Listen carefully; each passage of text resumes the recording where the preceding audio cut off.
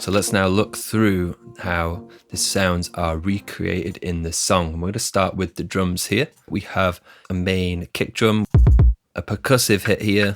We've got a clap, quite a dark clap sound. I also added in an extra snare layer to our clap just to add a little bit of extra punch.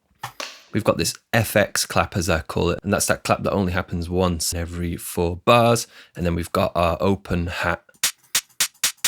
So the kick drum overall was quite a soft kick drum. It's from my sample library as well, and all the samples and presets and stuff will be in the description of the video that you can download for free. It's quite a short kick drum. I added an EQ just to boost some of the low mids. It's about 100 Hertz there, as you can see. I added some compression too. Quite a long attack and not a super fast release, just to focus the kick drum on that initial punch. I also changed the sidechain a little bit there too. I've added a saturator too at the end here just to bring the volume back up, but also to add a little bit extra thump and snap back into the kick drum after the compression.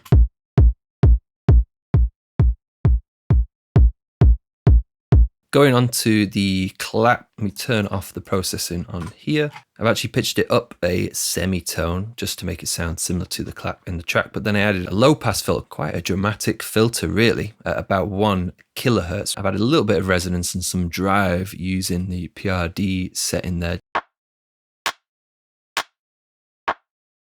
Again, just saturated the clap.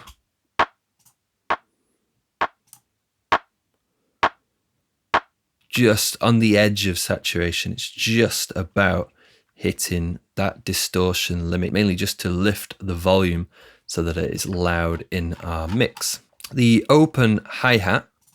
The hi-hat sample itself is very similar to like a white noise sample. There aren't many resonant frequencies in the hi-hat. So I just use one of my noise hats that I've got. I did shape the hi-hat a little bit, add in a little bit of extra attack so that it would soften the beginning. The filter as well. Removing very, very small amount of high frequencies there, but I mainly used it for the drive and overdriving it enough so that it adds actually low frequencies to the hi-hat as well. And the sample actually was also transposed down 6 semitones too, just to get that lower, crunchier feel. Pro Q3 is removing some more resonant frequencies. Removing some of those like harsh resonant frequencies, but then boosting some of the very high frequencies so you end up with this nice smooth sounding open hi-hat.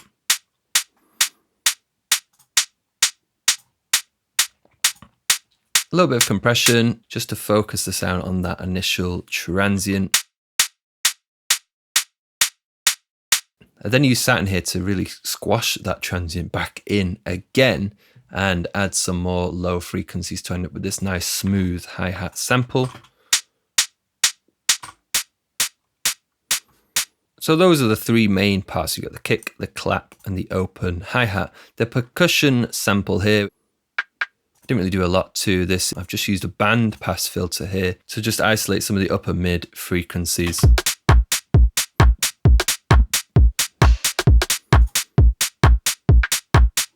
Just because I didn't want it to be as heavy as it was originally in our drum beat. Now this FX clap I actually thought kind of sounded like a breath or someone saying, so I just used a clap with some reverb just on the tail just to simulate that breathy sound. It only plays here. So as for the drum bus, there's quite a few things going on here. If I was going to be mixing this myself, I would have used some other plugins with a bit more character. But I just wanted to show how you can do this with just stock plugins as well. You don't always have to have the best plugins to get that type of sound. So this first compressor here, we've got a long attack and a fast release. I've cut out some of the low frequencies on the side chain.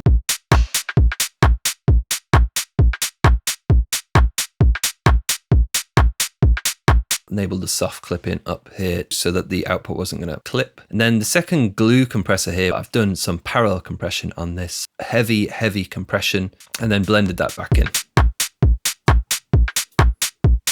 And then we've got Saturn in that multi-band mode. A similar idea to the last video I did, actually not really any drive on that bottom frequency section. It goes up to about 340 Hertz. The middle has got a little bit of drive. just to bring out the clap and some of the low end of my hi-hats, and then the top also has a little bit of drive too.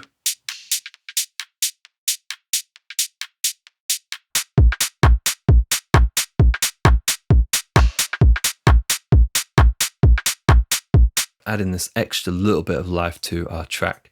And then the final Pro Cue is just for analyzing there. The perk loop from the stock Ableton sample library, and I've just filtered out a lot of the low end because it was a kick drum. And some of the high end as well, because I didn't want it to get in the way of my hi-hats. Very, very quiet in the mix overall. So moving on to the chords now. I used Serum for this just because I thought using the macros would be a lot easier than having to automate all the individual parameters. Now the sound itself is very wide in this original track. So I started with just a general saw wave. I picked this basic mini one here, just as a little bit different than the default saw wave. And I've used the unison and then cranked the detune up quite a bit. And then I went over to the filter, a low pass 24 dB, and it's being modulated by Envelope 2. The keyboard tracking is actually off. When you have it turned on, the higher notes become very bright. And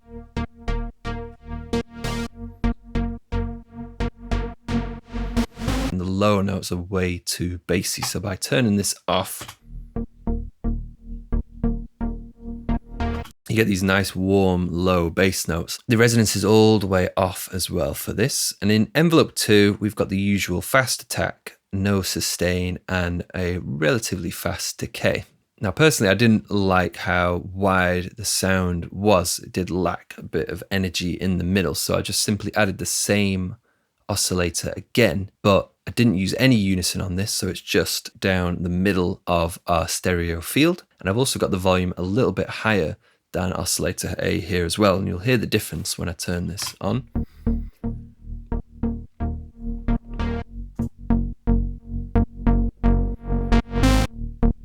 Envelope 1 here, fast attack, 450, 470 millisecond decay, no sustain. The release isn't too long either. The more interesting part of this synth sound is to do with these macros. So what I've used here, I've used macro 1 to control the filter cutoff, so it increases the filter cutoff. It's also assigned to our volume envelope, envelope 1, to our decay, and it's also assigned to the decay on envelope 2, which is the filter modulation envelope. And what it does therefore when we increase it, as you'll see with the dial,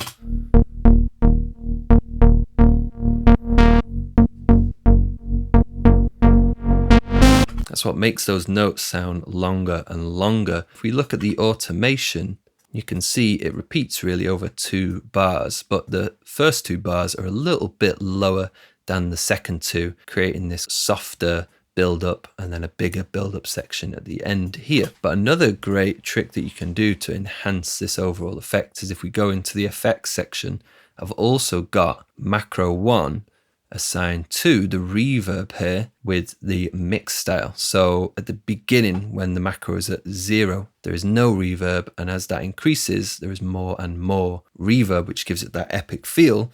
And then when the macro jumps all the way back down to 1, it cuts the reverb tail off and the long notes. Now, whilst we're in here, there is a little bit of distortion, as you can see.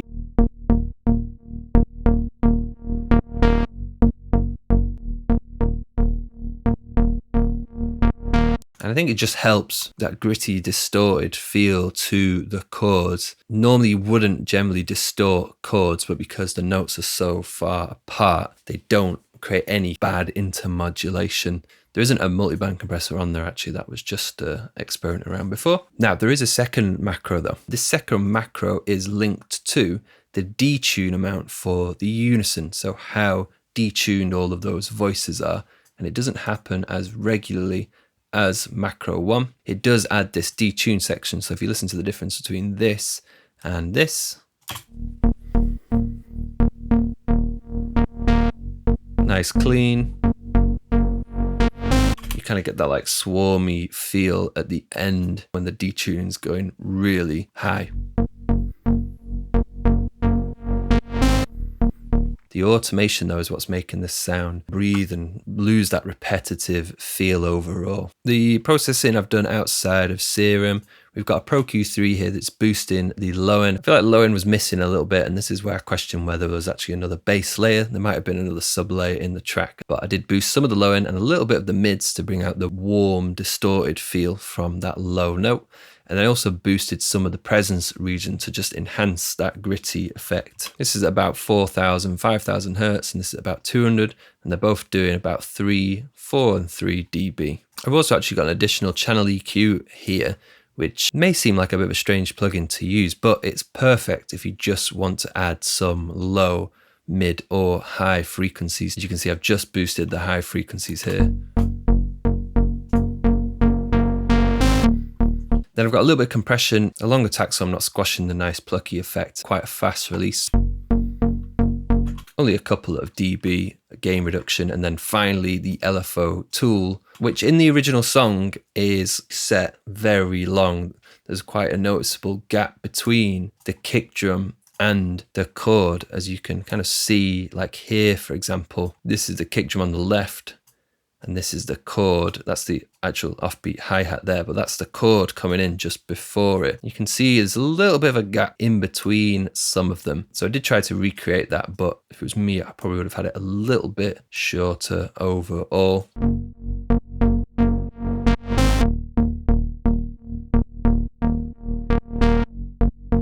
Quite an aggressive curve.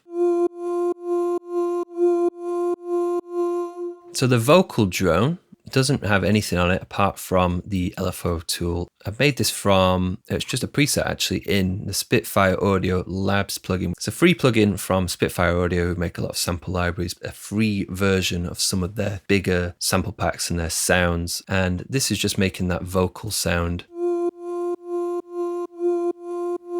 And it actually sounds very, very similar to the original. And it is a really nice track. It's a little bit different than what Sammy Virji normally creates, but there's some really cool sounds in the song. I really like the synth sound. It's kind of a blend of like trance and garage really overall. Well, hopefully this tutorial has been helpful so you can understand all the inner workings of how to create a song like this. Make sure to like the video, of course, subscribe, and if you want to learn how to make music like this, then head to modulateonline.com. We have one-to-one courses, video courses will be coming very soon in all the different aspects of music production, from composition, sound design, all the stuff we basically covered today. But thanks for watching, and I'll see you in the next video.